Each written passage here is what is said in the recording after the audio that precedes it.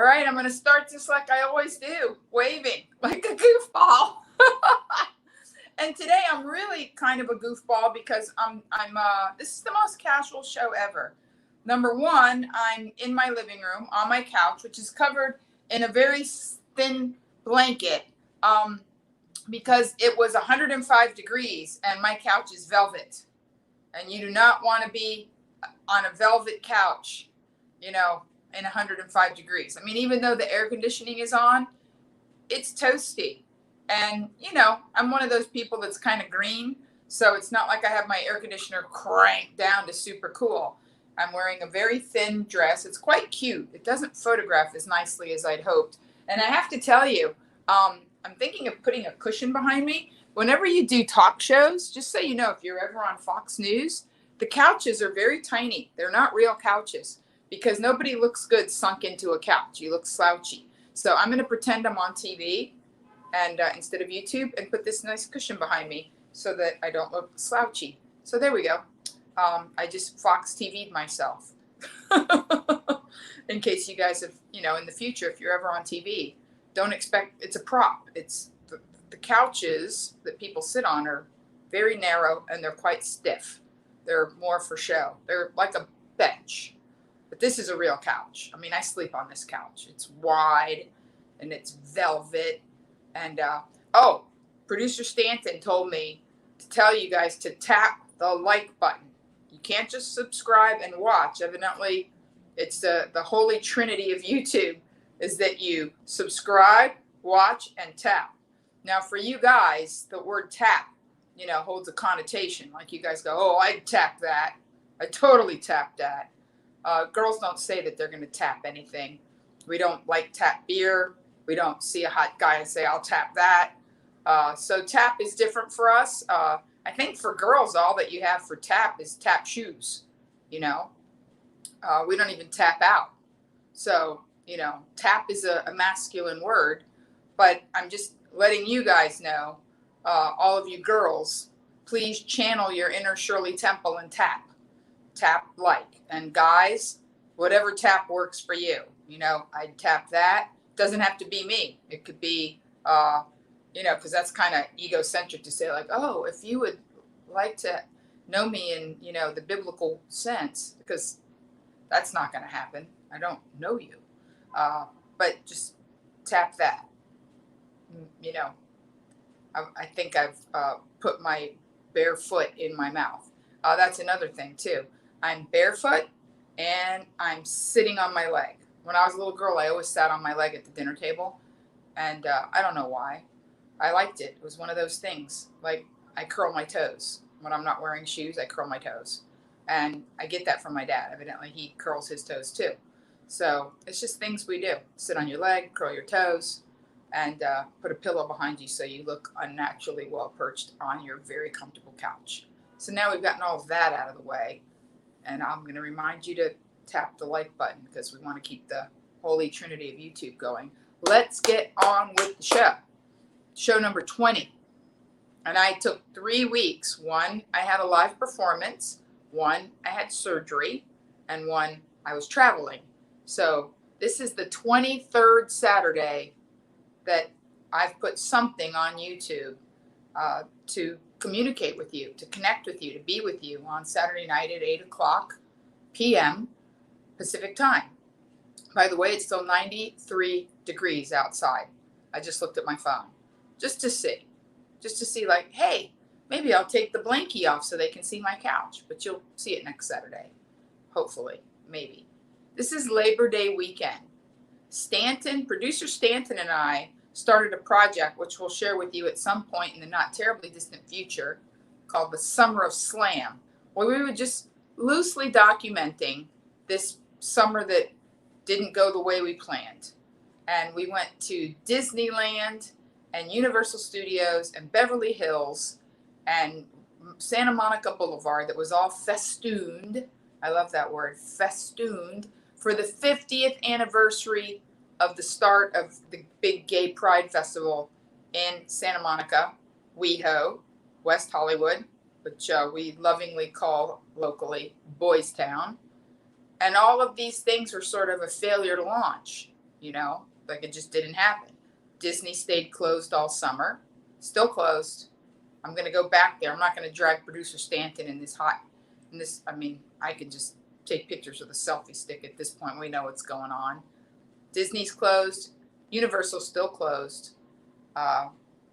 Nothing, the gay pride didn't happen, but BLM did happen. Black Lives Matters did happen, but if you want to call it, happened.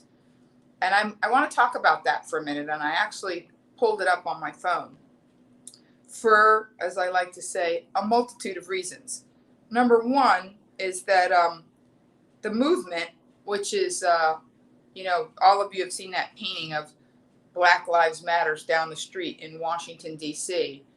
that is, yay, thank you for saying you love the show, that is painted in yellow and black. Now, it's not bumblebee stripes, yellow and black, like, warning, something bad's going to happen. Danger, danger, Will Robinson. Actually, I looked this up because I was very curious to know sort of the origin of this movement, because as a child, and I'm very fond of saying this, I don't mind that I'm at this point, 18 days away from my birthday.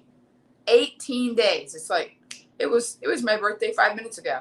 5 minutes ago, I was eating birthday cake at Alcove, and now it's my birthday again, almost. And Black Lives Matters actually was officially started in 2013. 7 years. I talk a lot about cycles of 7 and how it takes 7 years for something to, in my life, it's biblical, 7 years. And we talked about this on the 330, to take root. What I talk about for me is that it takes 7 years for me to decide that something needs to happen. I need to finish, I need to write a book. I need to, fill in the blank. And then somehow sort of the devil, and the devil isn't, red with scales and a pitchfork and, I don't know if he has, I think he has ears, horns. I'm trying to picture him. Anyway, to me, the devil isn't that thing we see, that looks like, I think the holidays even has like a devil, like a Krampus or something like that. Anyway, it's not a thing. It's an energy. Like I talk about energy. The devil is doubt. The devil is a lie. The devil is deception. The devil is fear. The devil is despair, depression. Anything that drives a wedge between you and what you know to be true, what you believe, what you're excited about, that doubt, that splinter in your brain. And I tell people this as often as I can, to as many people as I can, because when you start to feel that feeling, you're excited, something great's going to happen. And then we make the mistake sometimes of telling people that we're excited about something. You tell your significant other. Right now, I don't have a significant other, but when I did, boy, was that a mistake. You tell your significant other, you know what? I'm going to write a book. And then all of a sudden, everybody's like, oh, everybody writes a book. Why would you write a book? There's no bookstores. Nobody even reads books anymore. Everything's online. And it's the same as when I started comedy. I said, I'm going to start stand-up. And people were like, why would you do that? Comedy's dying. Cable's killed it. Comedy clubs are closing. Nobody books women. 30 years in. So I want you to think about in your life where you had an idea, a notion, a concept, something you believed you could do, something you were excited about, something that was audacious and big and just got your juices flowing. And then about, 10 people, it doesn't even take 10, it takes one, in my case, my mother, to say, ugh, who do you think you are? Other people do that. Other people, when I was a little girl, I used to say that I wanted to be on TV like Carol Burnett. Other people are on TV. People like us aren't on TV. Well, who's us? So I want you to think about despair, doubt, being, driven from something, having a wedge kind of separate you. My dad gave me an amazing piece of advice. I know a couple weeks ago I talked about his main things, but he gave me an amazing piece of advice, which again, I share with anybody that'll listen. And that is that the mistakes that you make under the veracity of your own mind, you saw something, you thought it was a good idea, you invested, you upcycled, you decided you wanted to buy something that everybody told you was stupid. Whatever it was, you made a decision and everybody jumped on you with both feet. And it failed. Hey, you learned something. You had a little egg on your face. Who cares? My dad's always told me that the mistakes you make on your own, you'll get over. He said the mistakes that you make when you knew better and you let other people talk you in or persuade or cajole or push or bully you into doing what they thought was the right thing, those are the mistakes you never get over. Those are the ones that stay with you. And interestingly enough, I've been very, very blessed that, I don't usually listen to other people. It's kind of a thing. I've been called a lot of names, mostly by significant others, males. For the record, I'm not a switch hitter, and my significant others have all been men, and I'm a tough customer. I feel bad for the men in my past, and I don't say that lightly. I do, because I remember, and I'm repeating myself, but it's worth saying these things, that I was involved with a man once, and it didn't go well. In fact, it went about as bad as it could go. Really bad. And I said, if you had to name one thing about me that's a super challenge, what would it be? And he said, you don't compromise. You don't compromise at all. And I was like, all right, well, I was expecting something way worse, because I don't. You're not telling me anything I don't know. And let me explain that. Is that compromise means everybody gives in a little bit, which equals nobody gets anything that they want. It's watered down on both sides. Let's be honest. Nobody likes to compromise. You do when you think you have to, whatever that means. When you think you have to. Why would you have to? Because you're going to lose something? The loss of love, the loss of status, the loss of money, the loss of a client. Compromise. And I say, when a scientist says, the experiment's been compromised, they're not happy. They're not saying like, oh, this is great, let's pop the champagne. No. When a scientist says, the experiment's been compromised, everyone's upset and a bunch of petri dishes hit the garbage can. So here's how I roll. 90%, maybe even a little more. Okay? I don't care. I really don't. And that way I'm like a dude. I don't care about most things. I'm easy. It's like, where do you want to eat? Where do you want to eat? I don't care. I'm vegetarian, but if they have French fries, I'm in. Like, there's always something. I can always get something. I'm not a vegetarist. I'll find something I can eat. And, and worst case scenario, who doesn't have cottage cheese and sliced tomatoes? That's always okay. So, number one, I don't care about most things most of the time. I live in my own little world. However, the things I do care about are so minimal that I genuinely care about them, and there's no compromising. And you're saying, like, what would those be, Monique? Well, number one, in my home, and think about this for yourself. Because when was the last time you really thought about what was a deal breaker for you? What mattered? What over this line you will not cross? Because when you understand, there was an old Richard Pryor bit where Jim Brown bit somebody. And the guy was like, you bit my finger. I'm paraphrasing. And Jim Brown said, everything from the face mask out is yours. Everything from the face mask in is mine. So from my boundary of what's the deal breaker out is yours, deal breaker in is mine. And it ain't much. What are my deal breakers? No drugs and alcohol in my house. Pretty easy. And when I say no drugs and alcohol, I mean 0 drugs and alcohol at my behest. I'm not a teetotaler. About 3 times a year, I'll drink either plum wine, Prosecco, champagne. That's it. I would say a Kir Royale, but I haven't had any Chambord in the house in ages. So there you have it. That's it.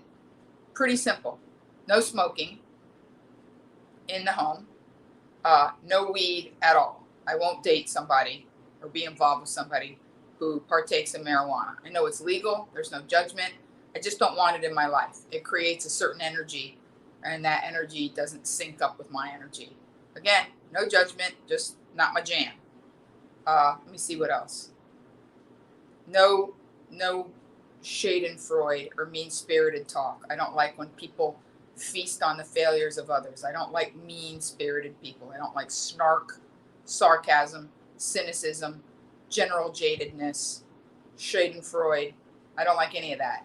If you're the kind of person that really enjoys that kind of communication, like when people are sarcastic, I stare at them and they're like, I just made a joke. I was being sarcastic. And I say, I don't do sarcasm. And then they say, what do you mean you don't do sarcasm? It's like a foreign language. If you speak sarcasm to me, I'm going to stare at you like a monkey at a magic show because I don't speak sarcasm, because it's a childish, kind of evasive, passive-aggressive way of trying to say something pointed that you don't have the guts to say in a direct fashion.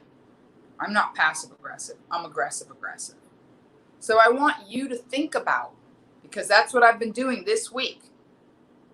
I started a 21-day writing workshop. Like every day I get a prompt. I get a week-long project. There's an overarching project with daily prompts and a live class, if you will, on Mondays. It started on the 31st, 90-minute, and it's a 21-day writing intensive. And I've been very involved in it, and I've been sharing the prompts on my 330. And it's so interesting how when you step just one step towards something, just one step towards a goal, the universe will step in to support you. But on the other hand, be very careful who you share your joy with, because now we're going to go full circle. All right. It's almost 20 minutes in, and I'm going to wrap this first 20-minute segment in a little bow, which is what I do with my podcast. So I guess it's kind of training. So, full circle is that it takes about 7 years in my life, and evidently in a lot of people's lives, and it's biblical, for you to decide something needs to happen. All of the challenges, doubt, despair, everybody getting in the way, but you sticking to it, and then 7 years later. So 2013, and I jokingly say that I've been alive for 3 different rounds of Black Lives Matter, because we had a huge Black Lives Matters at the end of the 60s when I was a very little girl. It was kind of adjacent to Black Power, and also with the fact that, people were very aware of the fact that there were so many more African American males being sent to Vietnam. There was a whole song called 19, a disco song that talked about the average age of the combat soldier in Vietnam was 19. Think about a 19-year-old now. Think about a Gen Zer. They can hardly order Jamba Juice off an app without breaking down and needing to vape and take an antidepressant. Can you imagine being thrown into the jungles of Vietnam in your skinny jeans without your cell phone? They would pee their pants. Boys and girls, because I'm assuming girls would go too. So, think about where the world was 50 years ago, that at 19 years old, you could be drafted and have your happy butt shipped to the jungles of Vietnam. Wrap your head around that for a split second when you're thinking that COVID is such a hellish nightmare. It's bad. It sucks at times, but it is not the first round of us as a country sort of coming to terms with enormous social imbalances, because of the baby boom. I forget the exact statistics, but there was, the vast majority of the population of the United States was under the age of 30 in 1969. Think about that. So now you flash into the 70s, and that's still kind of cooking on a slow rolling boil. And believe it or not, it was an older, semi-closeted homosexual Jewish guy, Barry Diller, who invented the miniseries and greenlit Roots. And Roots came out when I was in what we now call middle school. I was in junior high. And it was a miniseries.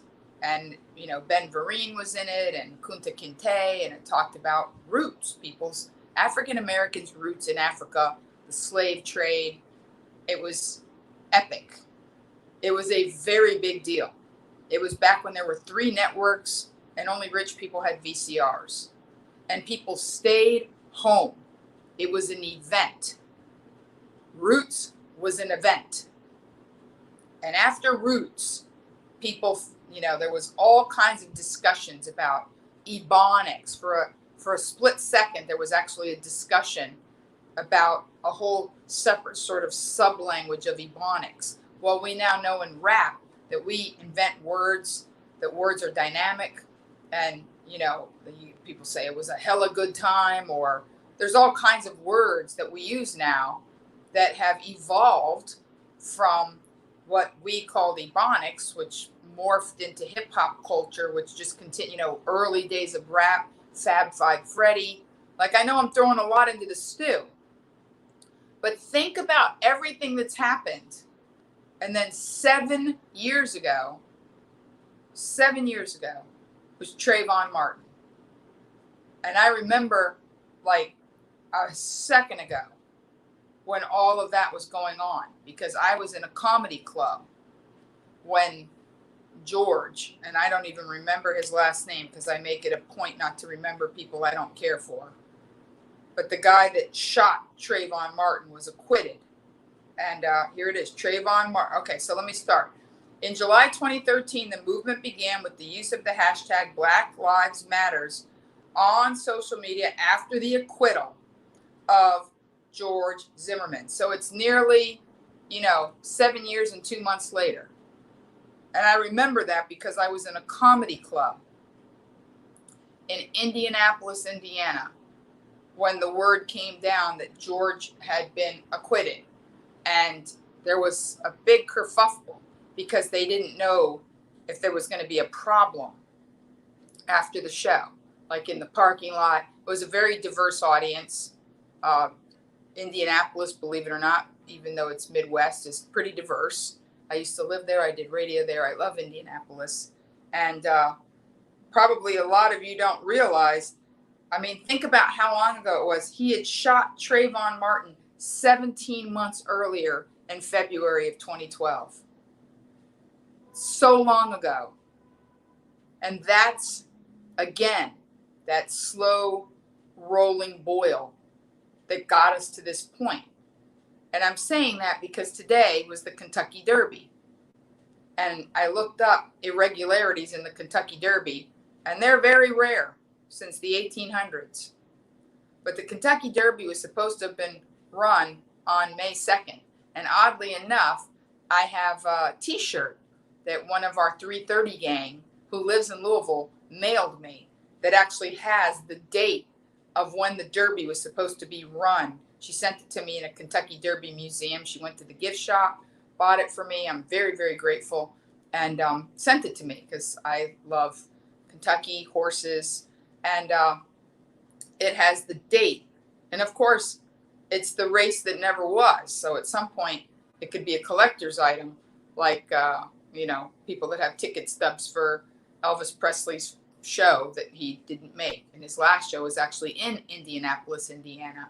I don't know how I know all these little weird things. They're in my hard drive, which is probably why I can't learn a ton of new computer things. but I'm sending it up to the cloud to make room. That's what I'm doing. Because this week, in order to do my writing workshop, I had to, update my computer. I hadn't used it in a while. I had to pull out a bunch of files to make room for downloading the workbook. It's pretty exciting, actually. So I want to talk about the fact that, interestingly enough, in the middle of this summer of slam, when nothing was happening, all of a sudden George Floyd gets shot. And that is, whatever you feel about that, I'm not going to get into it. I'm not going to discuss it. As you guys know, I'm not a political person in that way, but wow, I'm just going to make a face I haven't watched the video. I know what happens. Everybody knows what happens. And even just talking about it is extremely upsetting to me. That being said, in the middle of this unrest, and I'm just going to say it right now, that the fellow that killed him, when I saw his picture, Derek, and I only know his name because I'm looking at it on Wikipedia, Derek Chauvin.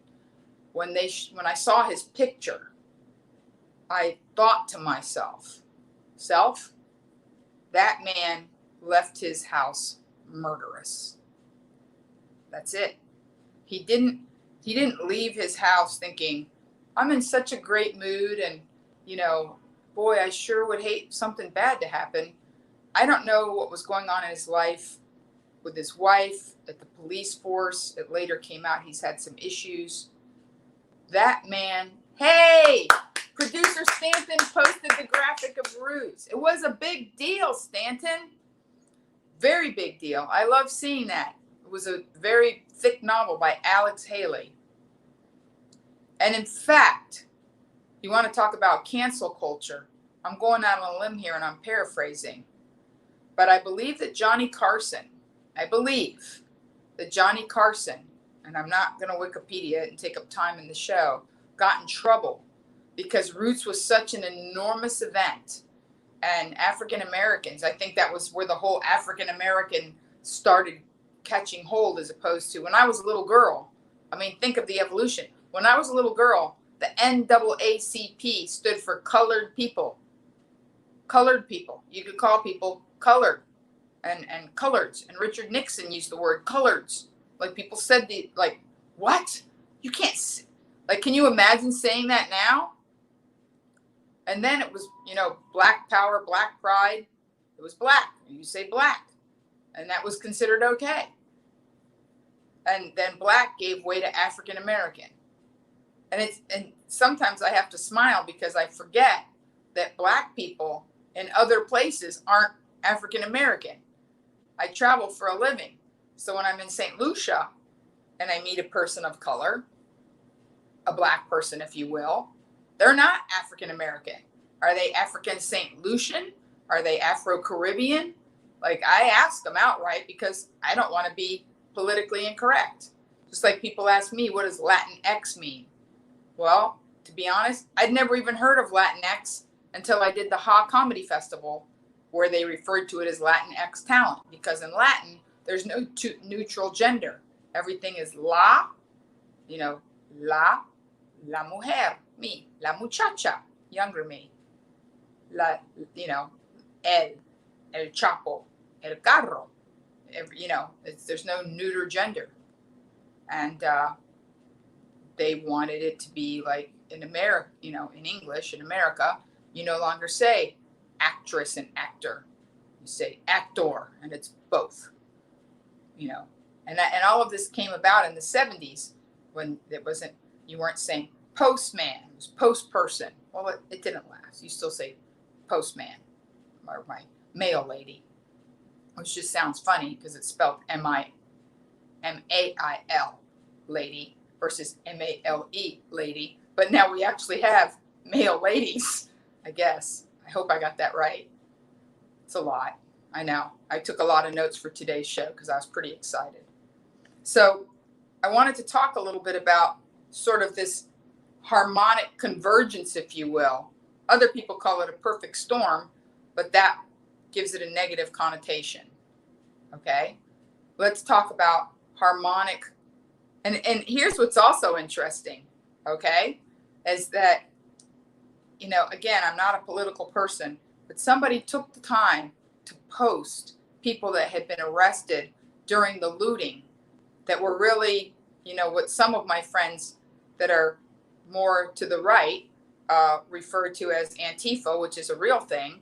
And newsflash, they were white. And not only were they white, but I saw a whole, it would almost look like a Zoom show of misfits. I saw an entire grid of mugshots of people that had been arrested for violent crimes and looting during BLM, who had been, you know, considered associated. And here's the funny part. They all just look like random jetsam and flotsam margins, just marginal people, like with those like dead shark eyes. And I thought a little bit about, you know, anarchy and the lyrics to Me and Bobby McGee that were written by Chris Christopherson. By the way, for those of you who don't know this, he isn't just like a mumbly old guy with a beard. Chris Christopherson was a Rhodes Scholar. I've said that before on another show because people always email me and say, really? Uh-huh. He also wrote Help Me Make It Through the Night, but I mean, instant classics. But in Me and Bobby McGee, made famous by Janis Joplin, there's a line, freedom's just another word for nothing left to lose. And these people, they have less than nothing. The people that really cause problems in any society, it isn't a skin thing. It's a socioeconomic thing. It's people that want to upset the apple cart because they have less than nothing. And that's sad for a lot of reasons. And I'm not going to sit here and tell you that I know how to fix it. But the point that I'm trying to make is that Black Lives Matters, BLM, is different from a lot of the crap that we saw, that I saw, because I live in Hollywood. I live right on Hollywood and Vine. Like right around my building was a lot of stuff. That being said, now, at this moment in time, we now have weeks, months of peaceful demonstrations.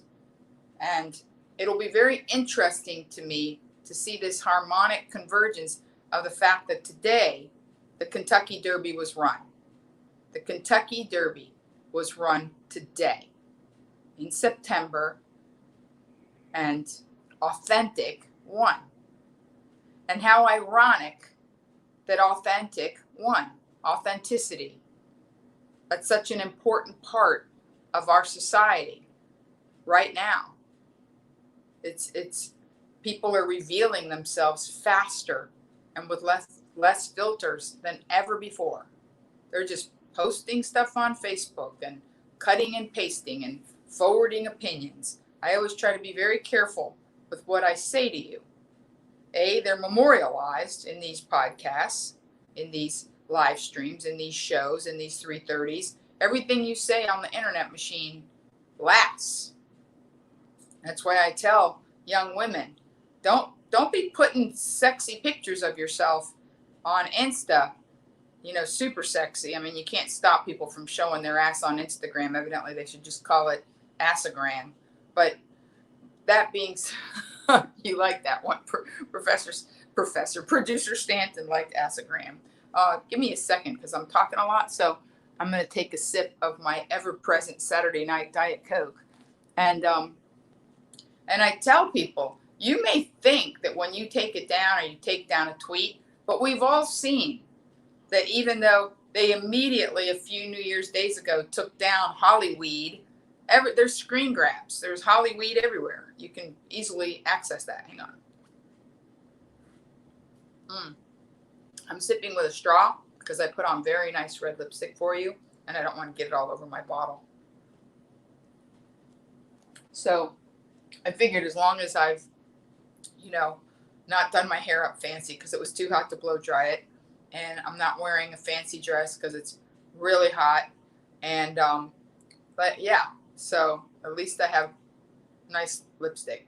And I'm wearing Miss Richter. I am wearing a crystal necklace, which I'm pretty sure has amazing juju because I felt good just putting it on. What did you just flash there? Janis Joplin. Me and Bobby, producer Stanton is all over it. In fact, I sent him a picture because, interestingly enough, I've had the pleasure, and a lot of people are very impressed with Dave Chappelle and his take on life. And I'm here to tell you, I've known Dave Chappelle. I don't like hang out. We're not best buddies, but we know each other. And I'll tell you a quick story. In 1992, Dave Chappelle and I were at the Montreal Comedy Festival as New Faces. Dig that. And he had an amazing set. Like, he just crushed. Like, he would, every year there's like one person who's the talk of the festival. And 92 was Dave. And the hard part was, and again, 7 years, was that Chris Rock was huge. And for some weird reason, there's sort of this notion that there can only be one that guy. Like Dave at that point was like Chris Rock light, like baby Chris Rock, just like Jon Stewart before he got the Daily Show was always kind of like, well, we already have Seinfeld. We don't need a brainy, verbose Jewish guy. We already have one. And again, I met Jon Stewart in 92 too. In fact, I have a picture somewhere, and I will find one, of me having dinner with Jon Stewart, Adam Sandler, my girlfriend Hope, and me at an Italian restaurant. But anyway, Dave Chappelle has always been controversial in that he's always been opinionated. He's always been, very strong in his opinions of, our country, society, the way, systemic racism. And I have a picture that I sent producer Stanton, and I almost didn't want him to post it because I was quite the chunkster at the time. This picture was taken 10 years after I met Dave. It was in the early 2000s, I think. It was in 2002 at a club that he would always pop into called Wiley's in Ohio, near his home, and Akron. And he popped in one night when I was there and did a very long guest set, like Who Follows Dave Chappelle? But I had to because I was the headliner, technically. And we ended up hanging out in the lobby. And yes, he smoked weed right in the lobby of a comedy club in Akron, Ohio, with it being highly illegal. But who was going to tell him?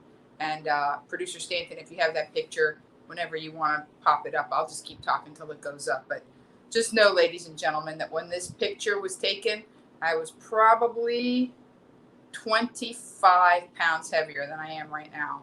That's a lot because I'm not like super tall and I'm not a bodybuilder. So you will see that I was quite the chunkster. So getting back to sort of the summer of slam, this being Labor Day weekend, bringing it all together, the harmonic convergence, because now we're the second chunk of 20 minutes, is that today the Kentucky Derby was run out of sequence for the first time in 100 years, and here's what happened. Authentic won, and there were huge protests, outside. Justice for Breonna Taylor. People want justice for Breonna Taylor. And I'm saying that for the record, okay, so the race was rescheduled to September 2020 due to the COVID-19 pandemic. The Preakness and Belmont Stakes had taken hiatuses in 1891 and 1893 and 1911 and 1912, respectively, even with the Olympics and major professional sports leagues canceled at those points.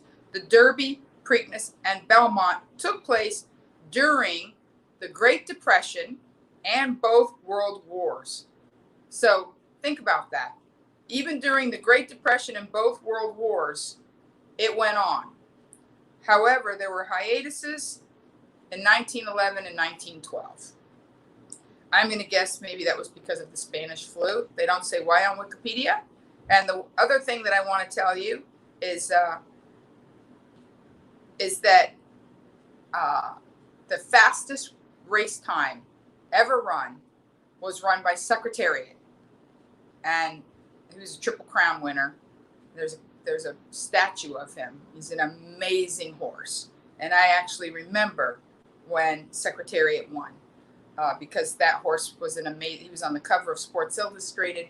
What did you just flash, Producer Stanton? I missed it. I was looking at my phone because I took a screenshot because it's weird the things that we remember and why they matter. Okay, so the fastest time ever run in the Derby was in 1973 at 1 minute 59.4. Like, can you imagine the entire Kentucky Derby takes about two plus minutes, the run for the Roses. Secretariat broke the record set by Northern Dancer in 1964, and that's pretty darn fast. And then the second was Monarchos, 159.97 in 2001. And I was in Louisville when Monarchos ran, and I knew Monarchos was going to win. Here's what's interesting is that right now in Louisville, there's tremendous unrest. I have many fans there. I lived in Louisville. I played the comedy club, the Comedy Caravan on Bardstown Road for many, many years, 20 years. And it's a beautiful city with an enormous amount of history, not just Churchill Downs, not just Churchill Downs and the festival. A lot of people don't realize that there's a playwright competition. There are museums. It's an amazing sports town. For not being a huge city, they have an enormous amount of teams, sports teams that they're extremely supportive of. And it's the westernmost point of the Eastern time zone. If you look at it on a map, it's pretty far west, but it's still on the Eastern time zone. I know all of these things because being a comedian in the Midwest, like I say, there was sort of a little fertile triangle for me in Louisville, Cincinnati, Indianapolis. I could shoot up to Chicago or shoot over to Lexington, but that was sort of the fertile crescent for me. And by the way, at any time, Producer Stanton, you can post that picture of Dave Chappelle from back in the day. So here's what I want to say in summation about this harmonic convergence is that these are very dynamic times. Your body doesn't know the difference between excitement and anxiety. It is a decision. It is an intellectual decision. Your adrenal glands, your hormones, your body, your physical body responds exactly the same to anxiety and excitement. It's a decision. It's something that, whether you believe it or not, you can control it. And some people are very anxious right now. We're 59 days out from a very important election. And people are getting very ramped and amped up. And there's a lot of motion and commotion. Again, I'm very careful because words are powerful. I prefer to say dynamic than chaotic. The internet in the South is slow. Oh, that's so funny. Just so you guys know, Producer Stanton is not in the valley. And I don't mean the valley of death, though I fear no one. He's not in the valley. Producer Stanton is visiting family in Texas. Wonderful family. Family filled with faith, which is the best kind of family to have. And he's doing this not just remotely, but from far away. So it's going to take him a minute. And hey, if the picture doesn't go up this week, it can go up next week, Producer Stanton. But we have 14 minutes left. We'll see what happens. Hey, you got Roots up And a few weeks ago, you got a hot pants. So we're doing good. So I want to talk about the fact that this time everything feels different. This 7-year cycle for me personally. Hey, there's the picture. Yeah, I am chunky. And he's very slim. You know, you guys can take a screenshot and look at it later. But that's me and Dave Chappelle and the owner of Wiley's. And you can see the screen. I actually took a screenshot of it March of 2017, but the actual picture is from 2002. All right, so back. These are dynamic times. 14 years ago, I started writing Not Skinny, Not Blonde. And it didn't feel right. It just didn't feel right. I had a deal with Hay House. They paid me a very lovely advance. I'm extremely grateful that they did that, because if they hadn't, I might not have started the book in earnest. It's somehow when you have money on the line and a deadline, it makes you work a little harder. It got me going. It got me to the point of no return. There was no turning back. That every single day for 14 years, I think about it. I've got 1,200 pages written. And when you decide to be excited, when you decide that change is a good thing and you're going to embrace it, whether it's just a change in yourself or a change in the world, you're going to be happy, because change is inevitable. It just is. And things don't go backwards. They go forward. And a little bit at a time.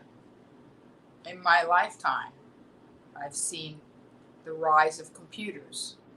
I've seen, whether you like these things or don't like these things is irrelevant. They happened. Women's rights happened. Roe v. Wade happened. Gay marriage happened.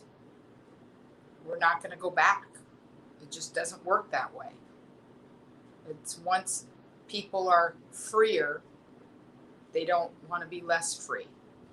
If you don't believe me, go back and look at Prohibition. We wouldn't have the mafia, or at least it wouldn't have the stronghold that it has, had it not been for Prohibition. My dad always says that repression creates perversion. And there's a million instances where telling people they couldn't do something makes something worse happen. I'm just going to, Catholic Church. So, that being said, I'm excited about the world. I'm excited that authentic won. I think that's symbolic. I'm excited that a lot of things that keep rising on a slow rolling boil are going to be dealt with, because they need to be dealt with. Now, do I believe that? I don't believe absolutes. My brothers and I had a big argument in San Francisco last week. Do I believe that, there's systemic corruption in all, law enforcement organizations? No, I don't believe that. I don't believe that the answer is to anything. I'm never against anything. I'm for things. Tell me how to be supportive in a positive way. And that's the direction that I go in. I'm for things. I'm for people feeling heard and respected, whoever they are. Like going back to that Latin X, I was making some jokes about it, but the reality is it's just to draw attention to Latino talent, which is being ignored. When you think about the fact that there's a lot. Oh, and you cropped it. Thank you. That looks really good, Producer Stanton. Except look at my arm. It's the size of my leg now. Yeah, it was about at least 25 pounds heavier. But enough said. But the point that I'm making is, years ago, because I was just going through my computer while I'm working on the book, I found a John Cougar song. John Cougar. Believe it or not, when I Need a Lover That Won't Drive Me Crazy came out, he went by John Cougar. Why? Because the record company told him that Mellencamp wasn't good. They drove a wedge between him and his identity. He was born John Mellencamp in Indiana, by the way, not far from Indianapolis. Still lives there. And they said, nobody's going to buy a record from a guy named John Mellencamp, even it's a great record. So he went by Cougar. And then he got the gumption to say, no, I'm John Mellencamp. So for a while, he went by John Cougar Mellencamp, sort of like Dwayne "The Rock" Johnson. And now he's just John Mellencamp. So it's funny because when I looked at the digital cover art for "I Need a Lover That Won't Drive Me Crazy," it says John Cougar. By the way, great song. I need a lover that won't drive. Anyway, so Latin X has nothing to do with any. It's Cougar. It's the fact that we have to make something palatable so that people will take notice. But I am a Latina. I am a Latina comedian. That's what I am. Or a Latina comic, if you want to be at least half PC. By the way, the Hoff Festivals brought me a lot of attention, and thank you guys for watching. Thank you guys for the congratulatory gifts. It's been very nice here at the Casa Marvez. I've gotten whoppers and necklaces and beautiful things. It all started with Pamela sending me the lava lamp for the dance party, and it's just been pretty wonderful. So thank you so much for all of your generosity and kindness. I do my level best to make use of every single thing that you guys send me. It's all over my house because it gives me good energy while I'm writing. So here is my week-long prompt to you until I see you next week. And the prompt is to think about on a daily basis how often you're anxious and how often you're excited. I'm not anxious about the Breonna Taylor protests. I'm excited because I'm curious. I'm curious as an American to see how we're going to resolve certain things that can't just keep being put on the back burner. Like if you've ever burnt a pot of milk or a pot of soup, I do it all the time. And then I take what is it, RCL? Anyway, like rust. There's a product that's like a miracle. And I basically scrub the pot, soak it in this stuff and scrub it. And it's not perfect, but you can't tell it was burnt. I have one pot I burnt 3 times. But at some point, I got to pay attention. I got to set a timer on my phone, which is what I do now. When I put that pot, because I have an induction, so it's not, it doesn't make noise when it spills over. I just hear the lid going. So now I know. I set a timer. I pay attention. I don't want to waste that soup. I don't want to burn that pot. I don't want to do that again. We have a lot of things that need to be paid attention to. Just set a timer. Make sure that we handle things properly, that we take care of them in real time, and don't let them get to the point where people are upset. In my last day job, I used to sell medical malpractice insurance. And we used to tell the physicians, it's not that you screwed up the surgery that's going to get you in trouble. You accidentally cut off the wrong toe. It happens. Just put it back on, whatever. Write them a check. What made the patient angry was if they felt they weren't being heard, they weren't being acknowledged, that the doctor had a huge ego, that he refused to humble himself and say, I screwed up, I'm sorry, that he lawyered up, that he wasn't kind. There's no recovery without humility, they tell you in AA. So that being said, I think a lot of the moments that we're having now, a lot of these dynamic moments that we're having is because whoever makes bigger picture decisions isn't paying attention to the boiling pot. And you just can't fix everything with RCL. I guess it's RCL. Rust, something, lime. Anyway, at some point, you got to pay attention. You got to set a timer. You have to lovingly stir the soup so it doesn't stick to the bottom. And I'm excited about the fact that we're reaching critical mass, that this enormous pause for the cause has given us all a moment. It's given me a moment to jump in and say, you know what? I've got at least, till November 14th till I get on a ship. What kind of a head start can I get on a manuscript, if not complete, can I have by then? I'm going to do my level best. I've been very transparent with you guys about the progress. Your assignment is to really track despair, track anxiety, track who causes that, what causes that, what drives a wedge between you and your dreams, your desires, your destiny, the things you in your heart, in your own heart, with the veracity of your own mind, believe that you can do before somebody talks you out of it or belittles you or makes you think that it's just really not possible. It is possible. Actually, there's honking outside my house. I wonder if something's going on here, interestingly enough. And lastly, I want you to think about what excites you, because again, I'm more for stuff than against stuff. If some little, like the littlest stuff excites me, you would be shocked at what makes me happy. Or maybe you wouldn't be at this point. I didn't mind that it was 104 degrees.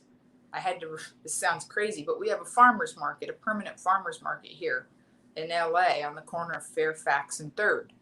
It's been there since 1934. And it's beautiful. It's just beautiful. And I buy milk there because I like to support local things. And during COVID, I've been particularly focused on supporting small businesses. So I actually go to the farmer's market, which is a few miles from my house, just to buy milk and half from a local dairy that's been in that little kiosk forever. And there's a place called the Gumbo Pot. By the way, sidebar, and Hector Baez mentioned this to me. I watched three times in the last 6 months. I watched Treme. I watched it alone. I watched it with my niece Sonia, and then I watched it with my mother, and my niece Sonia watched it again. And Treme is New Orleans post Katrina. There's a lot of parallels. I know I've talked about it before, but again, it's that chaos. It's that stuff bubbling to the surface. It's the facade being ripped off the infrastructure once and for all, and nowhere to hide, and things have to be dealt with. It's a great show. I love it. Same guys that did The Wire, and all of the episodes are based on actual ACLU files. So I'm going to stick the landing by saying that while I was watching Treme, I discovered a little kiosk that had been there for a long time. Don't know why I never saw it, called the Gumbo Pot. And they have great catfish and vegan collard greens. So, oh, by the way, producer Stanton said, do not forget to give me a thumbs up. And oh, Diane, my friend Diane likes it. Do not forget to give me a thumbs up. And don't forget to tap that thing. Tap it. It's the Trinity right there. So today, I had the most perfect piece of catfish in the shade in 104. I was a little damp. I wasn't sweating rivers, but I was a little damp. And I returned my bottle to the dairy. And I was joyful. Completely joyful. It's the little things. It's you guys. It's my 330. It's producer Stanton. Always being there, wherever he is, saying, I got you. You don't have to do this by yourself. So thank you. Thank you for exciting me and giving me a place to be honest and authentic. Because authentic won. Authentic wins. And please think about these things. Stay excited. Don't dip into despair. Know that good things are coming. I'll see you next week. Love hard, forgive harder, and get as happy as you can as fast as you can.